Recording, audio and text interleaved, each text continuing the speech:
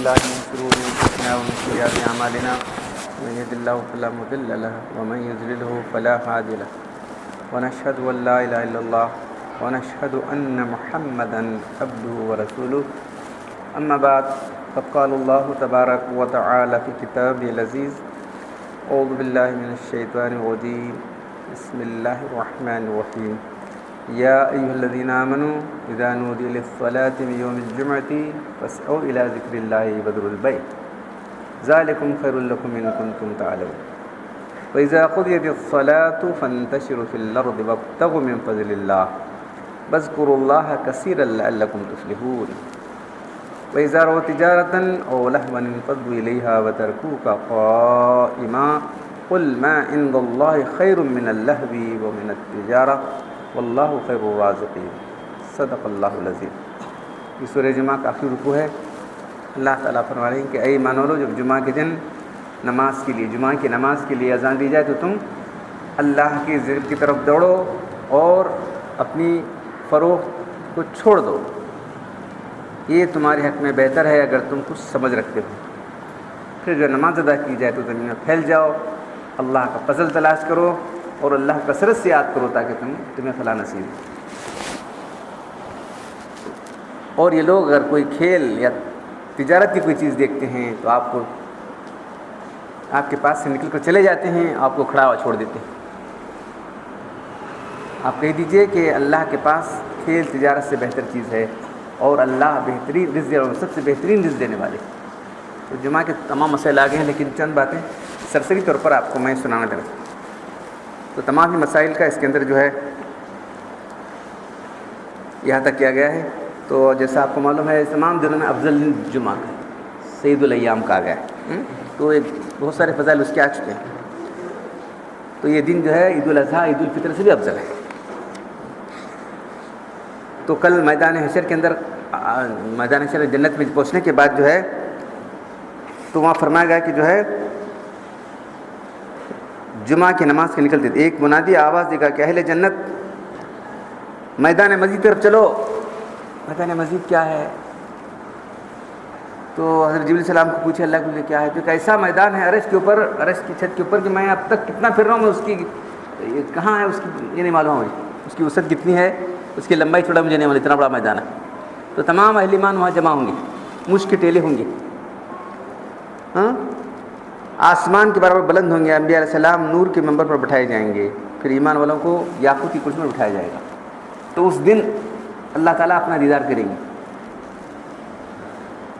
تو اللہ کے دیدار سے ایک نئی جو ہے رونق چہروں پر آ جائے گی۔ وہ جیسے آج یہاں جیسا آپ امام کے پاس بیٹھے ہیں ویسی شکل ہوگی وہاں۔ آج جس سے لوگ قریب ادھر وہاں بیٹھا اپنے ادھر بیٹھا، جو جتنا قریب رہے گا اتنا ہی اللہ سے قریب ہوگا۔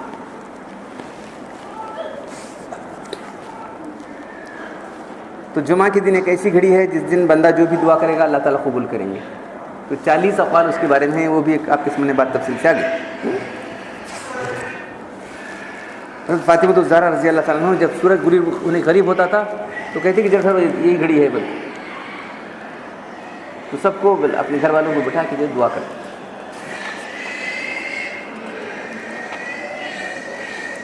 تو اللہ کے رسول جو ہے جب ہجرت کے لیے چلے گئے تو بنی سالم کے جو لوگ رہا کرتے تھے قبیلہ، وہاں جو ہے پہلا جمعہ پڑھایا۔ خبا سے نکلے تو جمعہ کا وقت ہو گیا تو 100 آدمی تھے، آپ نے جمعہ پڑھائی۔ تو جمعہ کے دن جو ہے تنظیف و تبکیر، تنظیف بہت پاک صاف ہونا، غسل کرنا، عطر لگانا، اپنے بال صاف کرنا، زائد بالوں کو صاف کرنا، ناخن نکالنا، عطر لگانا، یہ سب چیزیں فضیلت آ گئی۔ اور اول جانے کی فضیلت بھی کیا ہے معلوم ہے؟ بہت بڑے فضائل، ایک قدم پر جو ہے 1 سال کی روزوں اور نمازوں کا ثواب، قدم پر یہ بات بھی آئی۔ تو جمعہ کی نماز کی شرط کیا ہے کہ جمعہ ہر جگہ جمعہ نہیں ہو سکتی۔ یہاں جو بات آئی ہے کہ جو ہے بڑا یا تو شہر ہو یا تو بڑا قصبہ ہو، 3-4 ہزار کی آبادی ضروری ہے، 3-4 ہزار کی آبادی ضروری ہے، جہاں بازار ہو۔ تو بہت چھوٹے خریوں کے اندر نماز شروع کر دیا ہے تو یہ ہمارے مسلک امام ابو نے کے مطابق نہیں ہے۔ اگر شروع کر دیا ہے تو بند مت کرو، چلنے دو، یہ لیکن وہاں جمعہ نہیں ہے. جمعہ کے لیے کیا فرمایا؟ جب جمعہ کے دن اذان دیجیے تو کاروبار کو بند کرو اپنے. کاروبار کہاں ہوتے ہیں؟ شہر میں ہوتے ہیں. تھوڑا تو بڑا ہونا چاہیے. بذر البیع، بیچنا چھوڑو تو خریدنا چھوڑو، دونوں ہوگا نا. تو خرید و فروخت کہاں ہوتی ہے؟ بازار میں ہوتی ہے. تو بازار چاہیے ان کو. یہ بات. تو جمعہ کی نماز کے لیے جو ہے بادشاہ ہونا ضروری نہیں. مسلمانوں کا بادشاہ نہیں ہے، ہندوستان میں مسلمانوں کی حکومت نہیں ہے، ایسا نہیں. ہمارے فقہ نے وہ دیا ہے موجودہ زمانے میں بادشاہ کا ہونا ضروری نہیں ہے. مسلمان کی حکومت نہیں ہے کہ جمعہ ایسا نہیں. جمعہ مسلمان کی آبادی جہاں ہے وہاں جمعہ پڑھنا چاہیے.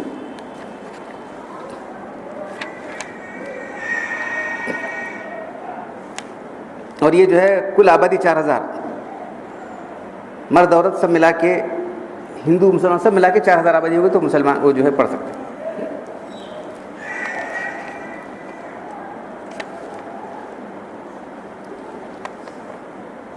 دو گاؤں ملے ہوئے ہیں تو اب ہر ایک گاؤں میں دیکھنا چاہیے ہم کو.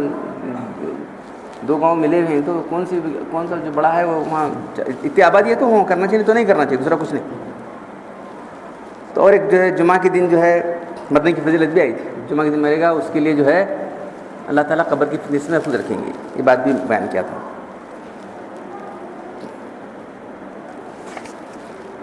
پھر جمعہ کے دن جو شخص اپنے والدین میں انتقال کر گئے تو اس کی مغفرت کر دی جائے گی. جو جمعہ کے دن والدین خبر کھو جائے گا اور اس کا شمار ماں باپ کے فرمانبردار بندوں میں ہوگا. جمعہ کے دن جو ہے والدین کو زیارت کرنا. اس کے بعد جو ہے جمعہ بغیر خطبے کے نہیں ہوتی. جمعہ کی 2 رکعتیں ہیں، یہ جہری پڑھی جائیں گی. نماز قرات زور سے ہوگی. صرف 2 رکعتیں ہیں اور امام کے علاوہ کم سے کم 3 آدمی چاہیے. 3 آدمی چاہیے جو نماز پڑھانے کے قابل ہونا چاہیے، نہیں پڑھنے کے قابل. عورتیں 2 عورتیں ایک بچہ بیٹھ گیا تو کیا ہونا ہے؟ ایک بچہ ایک عورت 3 مرد چاہیے. تو جمعہ جو ہے جماعت کے بغیر نہیں ہو گیا. پھر خطبہ اس کے لیے شرط. تو قرات مسنونہ اللہ کے رسول مختلف سورتیں پڑھتے تھے. سورہ جمعہ پڑھتے تھے، سورہ جو بہرحال جو بھی ہے ہم جیسے نماز پڑھتے ہیں دوسرے کوئی سے پڑھ سکتے ہیں.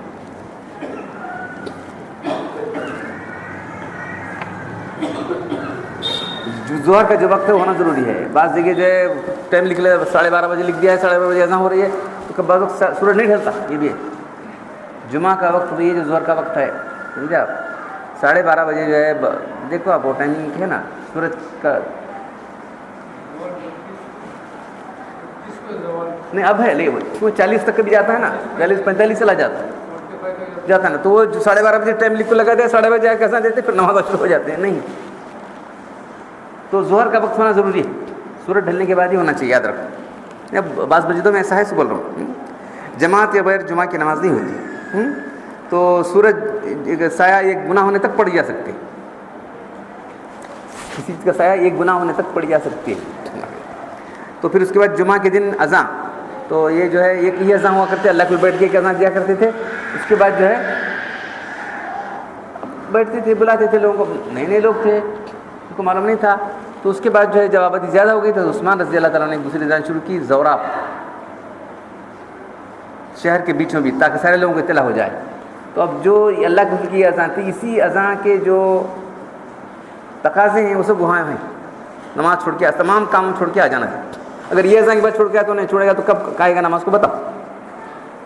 امام بیٹھ کے اگر اذان دے رہا ہے اب اس کے بعد دوڑو تو کیا کرے گا؟ انہیں وضو کب کرنا، وہ کب کرنا، خطبہ کب سننا. تو خطبہ سننا، خطبے میں شرکت بھی ضروری ہے. خطبہ فرض 2 رکعت نماز یہ جو خطبہ ہے وہ نہیں سنے گا تو نماز کہاں یوز. تو یہ تیسری اذان جو ہے بدعت نہیں ہے بلکہ صحابہ کرام کے عمل کو اللہ کی خود سنت قرار دے.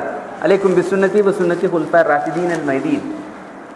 تو کچھ فرقے جو ہیں اس کو بدعت کہتے ہیں. تو یہ جو ہے ان کی بدبختی ہے. یاد رکھو جس بات کو اللہ کے سنت قرار دیا ہے کون سی حدیث پر کرتے عمل کرتے معلوم نہیں.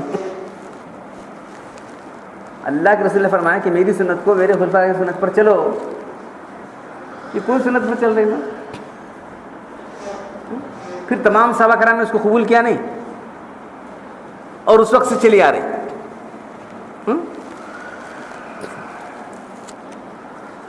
تو کون دینا اذان؟ جو بس کوئی مؤذن مقرر تو ٹھیک ہے، یہ اذان اکلا دے سکتا ہے، وہ اکلا دے سکتا ہے، اگر ایک ہی آدمی دے تو ٹھیک ہے. یہ بات جمعہ کی اذان. اب خطبے کی جو اذان ہوتی ہے جو لوگ موجود ہیں ان کے لیے، وہ اذان ہوتی ہے جو غائبین کے لیے.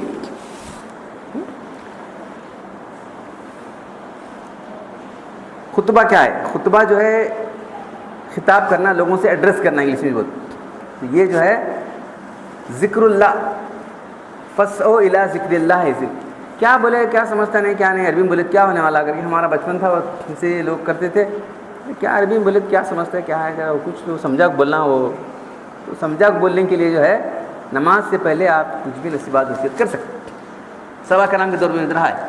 یہ کنس کاڑے جو یہ کنس کاڑے میں کاڑے نہیں ہو. حضرت ابو رضی اللہ تعالیٰ عنہ، تمیم داری رضی اللہ تعالیٰ عنہ جو ہے آ کے جو ہے امام کے آنے سے پہلے، اب امام تو خلفاء راشدین امامت کرتے تھے، خلیفہ جو ہوا کرتے تھے، تو ان کے آنے سے پہلے جو ہے وہ کچھ سنایا کرتے تھے، پاس دست کرتے تھے. پھر انہوں نے بولا اچھا تم بیٹھو، بیٹھ جا کے خود ممبر بیٹھتے تھے. خطبہ ممبر پر ہوا کرتا تھا، خطبہ ممبر پر ہوا کرتا تھا. اللہ کے رسول تیسری سیٹ چڑھتے تھے، ابو بکر سے دوسری سیٹ پر، عمر رضی اللہ تعالیٰ آخری سیٹ چڑھنے، 3 سیڑھیاں جو تھیں. اب اور کہاں سیڑھی چلتی رہتی تو عثمان چلنا برابر تیسری سیٹ چڑھنے. تو خطبے کے لیے ممبر بنایا گیا معلوم. تو خطبہ صرف ذکر اللہ ہے، ذکر اللہ سے خطبہ پورا ہو جائے گا. یاد رکھو ذکر اللہ، اس کے اندر جو ہے تمہارے کیا سمجھتا نہیں سمجھ، نماز کیا سمجھتی وہاں سے ایسا ہو جائے گا.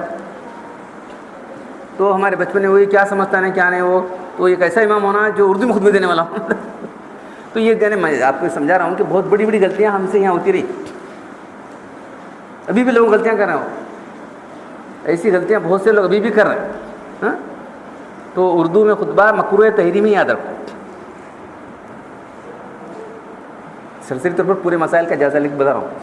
تو خطبہ جو ہے 2 خطبے ہونا چاہیے، دونوں خطبے اللہ کے بیٹھتے تھے. تو دونوں کے اندر جو ہے اللہ کا ذکر، شہادتین، نبی صلی اللہ علیہ وسلم، کچھ قرآن کی آیتیں، یہ ہونا چاہیے. تو ہمارے امام صاحب کہتے ہیں کہ صرف ذکر اللہ ہے، کوئی بھی ذکر اللہ، سبحان اللہ والحمد للہ اللہ اکبر سے خطبہ ہو جائے گا. لیکن ان کے دونوں شاگرد کہتے ہیں کہ خطبہ کے معنی سے لوگوں کو ایڈریس کرنا ہے، تھوڑا سا طویل ہونا ضروری. کوئی قرآن کی جو ہے رکوع پڑھ لیا تو بھی ہو سکتا ہے. تو خطبہ دینے کے لیے خطبی الگ ہو سکتا ہے، نماز پڑھنا تو ایک ہی کرے تو بہتر ہے. ایک ہی آدمی خطبہ بھی دے، نماز پڑھائے. الگ الگ بھی ہو تو دونوں بھی چلے. خطبے کے لیے صرف ایک بچہ بھی خطبہ دیا تو خطبہ ہو سکتا ہے. خطبہ دینے کے لیے جو ہے، لیکن عورت کا خطبہ نہیں چلے گا. وہ عورت خطبہ دی، عورت کا خطبہ نہیں، مکروہ تحریمی ہے. عورت کو خطبہ دینے کے لیے اجازت نہیں دی گئی. اس پر ہے ہی نہیں، جمعہ جس پر ہے نہیں، کیا کریں گے. تو بچہ، کوئی بچہ نابالغ بچہ بھی خطبہ پڑھے گا تو خطبہ دیکھ کر بھی پڑھا جا سکتا ہے. خطبہ زبانی بولنا ضروری نہیں، دیکھ کر بھی پڑھا سکتا ہے. تو خطبہ ذکر اللہ ہونا ضروری ہے. اس کے لیے تمہارا سمجھنا نہیں سمجھنا یہ نہیں.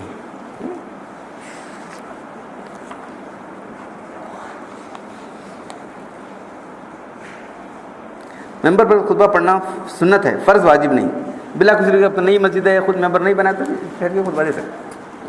ہاتھ میں ایسا لینا وہ بھی سنت ہے، لیے تو چلتا، نہیں لیے تو بھی چلتا. امامہ باندھنا، امامہ باندھے خطبہ ہو سکتا ہے، امامہ نہیں باندھے ہو سکتا ہے. اللہ کے رسول امام باندھ دیتے، یہ سنت عادیہ میں سے امام باندھنا.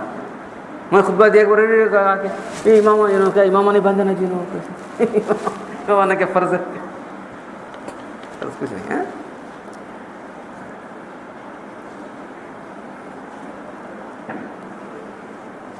بیٹھ کر خطبہ دینا مجبوری کی وجہ سے، جیسا نماز بیٹھ کر جائز ہے اس خطبہ بیٹھ کر جائز.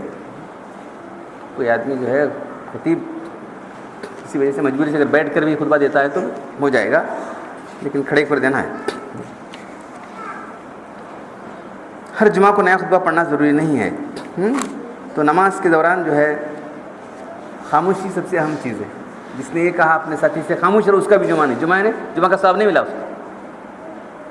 جس نے اپنے ساتھی سے کہا کہ تم خاموش رہو میاں، اس کا بھی جمعہ نہیں. بات کیا تو اس لیے جمعہ کے دن خاموشی بہت اہم ہے. تو یہاں جو ہے جو بھی چلنا ہے ہم کو شریعت کے احکام پر چلنا ہے، ہم کو اپنی مرضی سے چلانا نہیں. اچھا دوسری بات ہے کہ چندے وغیرہ ہوا کرتے تھے، دوسرے خطبے کے دوران چندہ کرتے. ارے وہ خطبہ ہے نا، ڈبے پھرائے جا رہے ہیں، وہ کر رہے ہیں، بیچ بیچ میں اعلان ہو رہا ہے. دونوں خطبے کے دوران کچھ بھی بات نہیں کی جائے. دونوں خطبوں کے درمیان بالکل خطبہ کوئی بھی بات نہ، سوائے امام جو بیان کر رہا ہے اس کے سوا کوئی بھی آدمی نہ امام کچھ ان کو بات کرے نہ آپس میں بات کرے. پھر دونوں خطبوں کے درمیان دعا ہاتھ اٹھا کے نہیں کرنا ہے تو دل میں کر لیں. دعا کرنا ہے تو کیونکہ دعا قبول ہونے کے اوقات ہے نا، اس میں بھی جو ہے جب امام ممبر پہ چڑھتا ہے اس وقت سلام پھیرنے تک ہے. تو امام جو ہے جب دونوں خطبے کے اندر بیٹھتا ہے تو اس وقت کیا دے، اگر تم دعا کرنا ہے دل میں کر لو، ہاتھ اٹھا کے دعا نہیں کرنا چاہیے، نہ امام کرے نہ ان.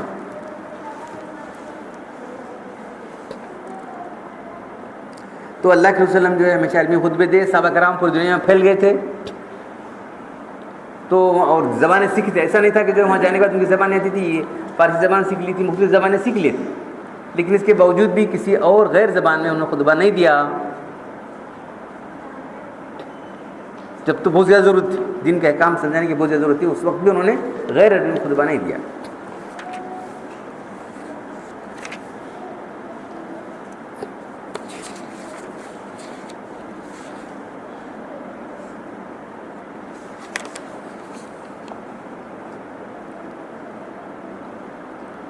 خطبے کے ذمہ سب علماء ہوں تو کیا کرنا، مدارس وغیرہ میں جو ہے سب اکثر طلباء سب پڑھے لکھے لوگ ہوتے ہیں، اس کو کیا خطبہ دینا ہے آپ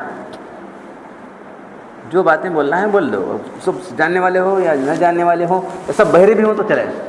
اب بہرے لوگ ہیں تو کیا کریں گے، بہرے ہو گونگے ہو سب ہمارا خطبہ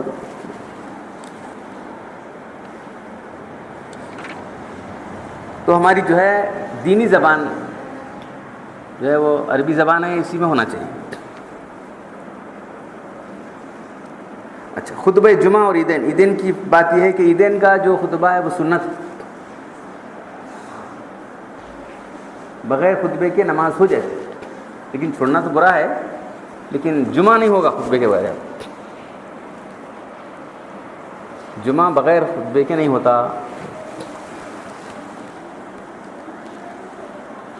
خطبہ عیدین کا عربی میں پڑھ کر اردو میں ترجمہ سنا دیا جائے تو کوئی مذاکرے کی بات نہیں، کیونکہ نماز سے فارغ ہو چکے ہیں، اب خطبہ چل رہا ہے.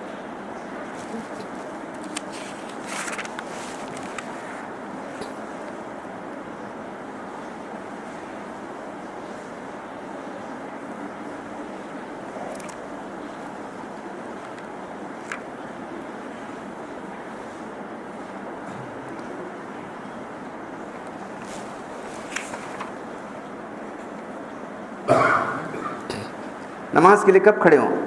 تو اصل تو یہ ہے کہ حی علی الصلاۃ یا الفلاح کے وقت جو ہے کھڑا ہونا چاہیے، لیکن صفیں درست کرنے کے لیے پہلے بھی کھڑے ہو سکتے ہیں. تو اصل بات کیا ہے، کب تک بیٹھے رہیں، جو لوگ بیٹھے ہوئے ہیں کب تک بیٹھے رہیں، یہ بات ہے. آدمی اگر ٹھہرا ہوا ہے تو اس کو بیٹھ کے ٹھہرنا نہیں.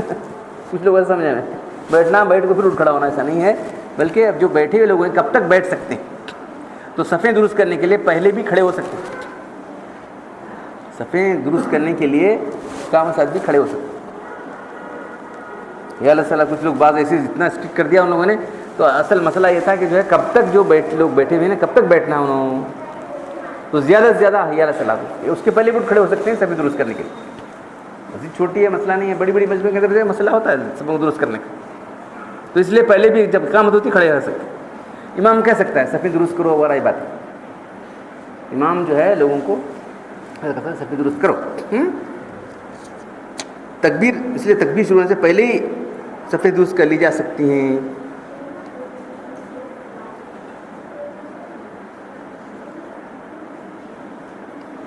صف سیدھی کرنے کے لیے کہنا مستحب ہے. ارے نا بات کیا صف درست کرنے کے لیے بولنا، اگر امام بولتا ہے تو اس سے خلل نہیں ہوگا، نماز میں یا کسی میں خلل نہیں ہوگا اگر یہ کہتا ہے.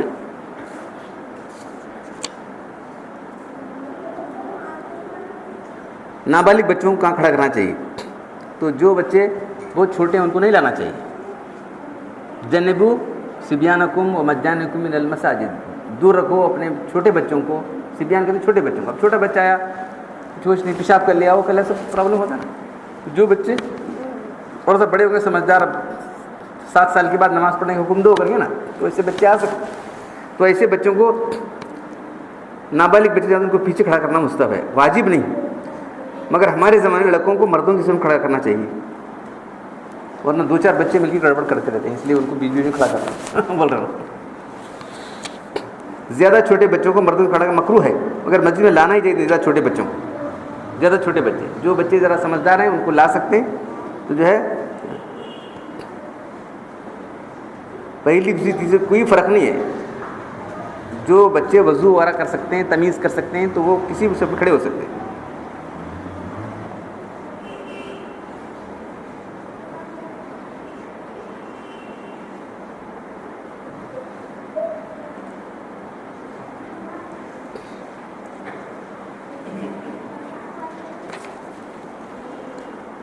سترہ کیا ہے؟ یہ عام کچھ مسائل بھی لکھے ہیں کہ جو ہے اگر میدان میں نماز ہو رہی ہے، جیسے عید کی نماز ہوتی ہے، تو سامنے ایک چیز کچھ گاڑ دینا، ایک جو ہے ہاتھ کے برابر، ایک گز کے برابر، ایک انگلی کی موٹی کے برابر، تو جو ہے کوئی چیز سامنے سے گزر جائے، اب جو ہے بکریاں وغیرہ اس زمانے میں گزرتی تھی، جانور وغیرہ گزر سکتے ہیں، تو نماز میں خلل نہیں آتا۔ تو اللہ کے رسول جو ہے نماز پڑھاتے تھے تو ایسا کچھ چیز گاڑ دیتے تھے میدان میں عیدین کی نماز برابر۔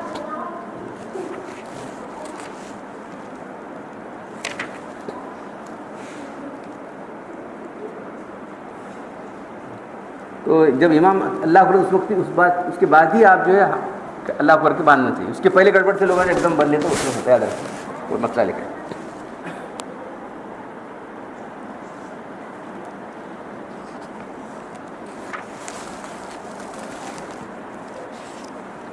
بڑی مسجد میں اقتدا ہو جبکہ امام رکوع کے درمیان کوئی راستہ نہ ہو، مسجد بہت بڑی ہے، ایسا راستہ چل رہا ہے، ادھر مسجد ہے تو راستہ ہے تو آڑا ہوا تو نہیں ہو، الگ ہوا ہو، اب یہ مسجد ہے اور وہ آگے کا مکان جو مسجد بنا لیا تو یہ راستہ ہے نا، تو نہیں چلے گا، اس کا کوئی راستہ نہ چلتا ہو،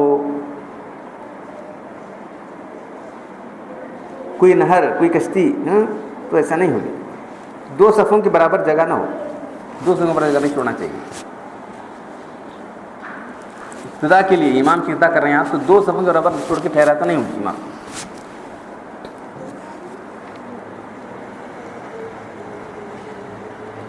جمعہ کی قرأت مسنونہ، تو اللہ کے رسول جو ہے جو سورہ جمعہ یا سورہ منافقون یا سبح اسم الاعلیٰ غاشیہ پڑھتے تھے، پڑھنا کبھی بھی پڑھو، پڑھنا فرض نہیں۔ نماز میں ہنسی آ گئی، دانت نکل گئے تو آواز نہیں نکلی تو وضو نہیں ٹوٹا، آواز نکلی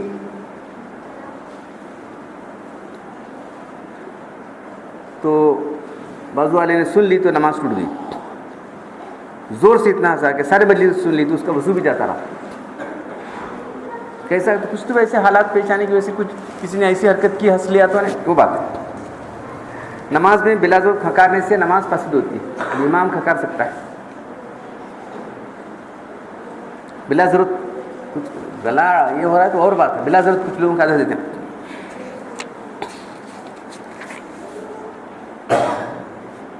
نماز میں جیب میں بیڑی سگریٹ وغیرہ کچھ لوگ لاتے ہیں نا، تو جو ہے ایسی بدبو مسجد میں نہیں لینا چاہیے۔ نماز جمعہ ایک سلام پھیرنے کے بعد آ کے ملا ہے تو امام تھا دیر سے آ گیا تو نماز ایک سلام ہوا ہے اس کے بعد ملا تو نماز نہیں ہوئی، ظہر پڑھنا چاہیے۔ جن لوگوں کی جمعہ کی نماز جن کو نہیں ملی ہے وہ ظہر پڑھ لیں، اور ظہر پڑھنے کے لیے جماعت نہ کریں، الگ الگ پڑھنا چاہیے۔ اور ہمیں جماعت کر لیں گے 4 جنے 2 آدمی، ویسا نہیں ہے، ہر ایک آدمی الگ الگ پڑھے۔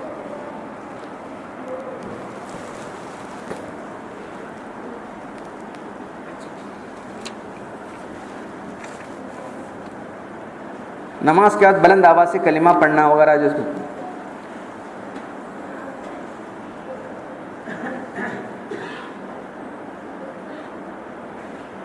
دعا آہستہ دعا کرنا افضل ہے۔ مطلب لوگ جو ہے اتنا سمجھانے کے باوجود بھی اتنا جو ہے کتابی لوگ لکھی ہے، ہمارے یہاں کے مفتی صاحب نے کتاب، اس کے باوجود بھی جو ہے تمام مساجد کے اندر زور زور سے دعا کی جاتی ہے۔ جو جن کی نماز جو مسبوق ہیں، جن کی 1 رکعت دعا چلی گئی ہے تو ان کو کتنا اثر ہوتا ہے، روزانہ ہی 5 وقت کی نماز اور جمعہ۔ کیوں سمجھ میں نہیں آ رہا، معلوم نہیں کون سی ایسی مشکل بات آ رہی ہے، صرف لوگوں کو ڈر کے لوگ مجھے کہاں نکالتے ہیں، بس اس کے سوا کیا نہیں رہتا۔ تو شریعت کے احکام دیکھنے کی بجائے اپنی نوکری دیکھ رہا ہے آدمی، دیکھ رہے ہیں آپ۔ آہستہ دعا، نماز بھی کھڑا ہو تو کبھی ذرا زور سے دعا کر لے تو جائز ہے۔ ہمیشہ زور سے دعا کرنے کی عادت مکروہ ہے. دعاؤں کی راتوں میں جہر ثابت نہیں ہے. اور کتنے الفاظ لکھنے والے تھے. دعاؤں کی روایتوں میں جہر بلند آواز دعا کرنا ثابت نہیں ہے. اور کیا دعا کرتا الفاتحہ، ہمارے بچپن کی بات بول رہا ہوں، الفاتحہ بولا ایک بار میں لگوں جاتا نہیں پڑے. پھر بعض لوگ کیا کرتے ہیں فرض نماز کے بعد دعا کرا کے پھر اور سنت اور ایک دعا، یہ بھی ثابت نہیں آتا. تو ایسی چیزیں بدعتیں مسجدوں میں ہو رہی ہیں. اکثر مساجد میں یہ سب بدعتیں چلی گئی. تو اس لیے ایک سرسری طور پر جائزی طور پر میں آپ کو پوری کتاب کا خلاصہ دوں. دعا کے بعد الفاتحہ کہنا، سنت کے بعد مزید اجتماعی دعا کرانا، یہ طریقہ رہا ہے. امام صرف جو ہے فرض کے بعد اللہم انت السلام پڑھ کے بس چلا جاتا تھا. پھر اس کے بعد سنتوں نفلوں کے بعد جو ہے سب جماعوں کے اور اجتماعی دعا کرتے ہیں. یہ تو بدعت ہے، اس کا ثبوت نہیں. پہلی دعا ہی کا ثبوت نہیں ہے. آپ انڈیویجول آدمی مان لینا ہے. دوسری دعا کہاں سے آتی بولو؟ حضرت علامہ مولانا صاحب ایسے کام کر رہے ہیں، جن کو آپ حضرت کہتے ہیں، علامہ مولانا صاحب بنا کے بیٹھے نا، انہوں نے یہ سب کام کرتے رہتے. تو ان کے علم کا درجہ کیا ہے دیکھ لیں. کتنا جو ہے وہ دین سے واقف آدمی ہے، کبھی کتاب کھل کے پڑھایا نہیں معلوم نہیں. فرض دعا کے بعد، فرائض کے بعد دعا کے لیے متوجہ ہو جانا چاہیے. سنن نفل کے بعد اجتماع دعا کا پابندانہ نہ کرنا چاہیے. ایک مسجد میں دوسری جمعہ کرنا مکروہ ہے. ایک ہی بس ایک جگہ ہو گئی دوسری جگہ میں دوسری جگہ جاؤ. سنن نافل کے بعد دعا مانگنے جو طریقہ مذکور ہے، حدیث و فقہ میں اس کا کوئی ثبوت نہیں ہے.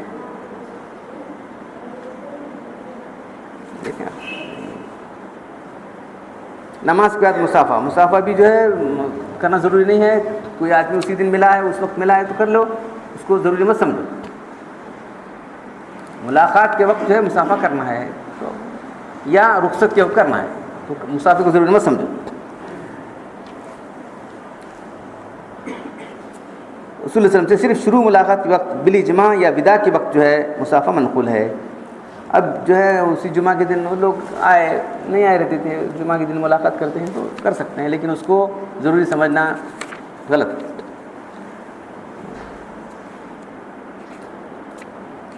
تو جمعہ کے دن جو ہے سورہ کہف پڑھنا، جو لوگ جمعہ پڑھیں گے تو جو ہے اس جمعہ سے آئندہ جمعہ تک اس کے لیے نور ہوگا، زمین سے آسمان تک اس کے لیے نور ہوگا. اللہ تعالیٰ اس کو دجال کی فتنے سے محفوظ رکھے گا. جمعہ کا ایک وظیفہ اللہ کے رسول پر درود و سلام ہے. تو جب عام طور پر درود و سلام پڑھیں گے تو 10 نیکیاں ملیں گی، 10 گناہ اس کے مٹا دیے جائیں گے، 10 درجات کو بلند کر جائیں گے. جمعہ کے دن 70 جو بھی درود پڑھے فوراً اللہ کے سامنے پیش کیا جائے گا. تو یہ تمام مسائل کا تھوڑا تھوڑا سرسری طور پر میں نے جائزہ آپ کو بتایا ہے. تو جمعہ کے خاص جو ہے اسپیشلٹیز ہیں جمعہ کے لیے، عام نماز سے الگ نماز ہے. تو اس لیے مسلمانوں کا جمع کرنا ہے. جمع اس کا لفظ جمع وہ لفظ اردو میں آتا ہے. تو سارے مسلمانوں کو جمع کر کے ان کی روحانی تربیت، ان کی تعلیم، ان کو جو ہے تذکیر کرنا، یہ مقصود ہوتا ہے. اور ایک دوسرے سے ملاقات کے بعد جو ہے اتحاد و اتفاق، ایک دو نہیں بے شمار فائد اس کے جمعہ کے نماز کے. تو اس لیے جمعہ کی نماز کو جو لوگ غیر حاضر رہتے ہیں، اللہ کی فرمایا کہ میرا جی چاہتا ہے کہ ان کے گھروں کو آگ لگا دو. یہاں تک جو جمعہ کی نماز غیر حاضر رہیں گے اللہ ان کے دلوں کو مہر لگا دے گا.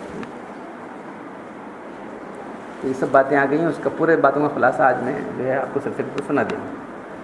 تو اللہ تعالیٰ ہم سب کو دین کے احکام جاننے اور عمل کرنے کی توفیق عطا فرمائے. وآخر دعوانا الحمد للہ رب العالمین.